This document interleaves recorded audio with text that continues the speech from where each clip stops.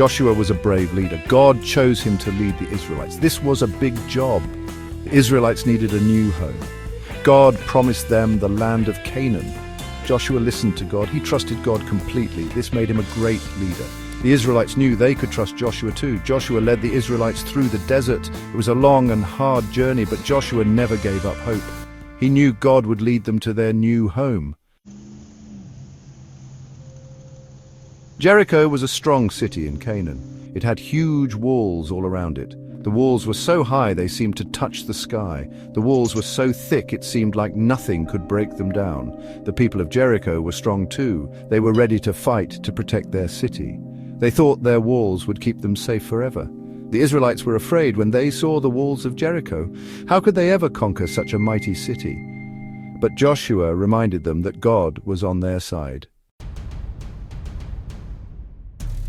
God had a plan for Joshua and the Israelites. He told Joshua to have the Israelites march around the city once a day for 6 days. And on the 7th day they were to march around the city 7 times. This seemed strange to the Israelites. What good would marching do against such strong walls? But Joshua trusted God's plan. He knew that God could do anything. Joshua told the priests to carry the Ark of the Covenant. The Ark was very special. It represented God's presence with them. On the 7th day, the Israelites marched around Jericho 7 times. Then Joshua gave a signal. The priests blew their trumpets, the people shouted as loud as they could, and then something amazing happened.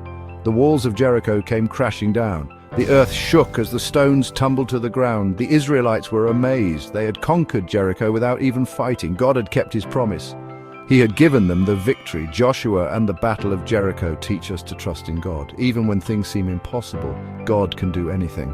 If we believe in him and obey his commands, we can overcome any obstacle in our lives.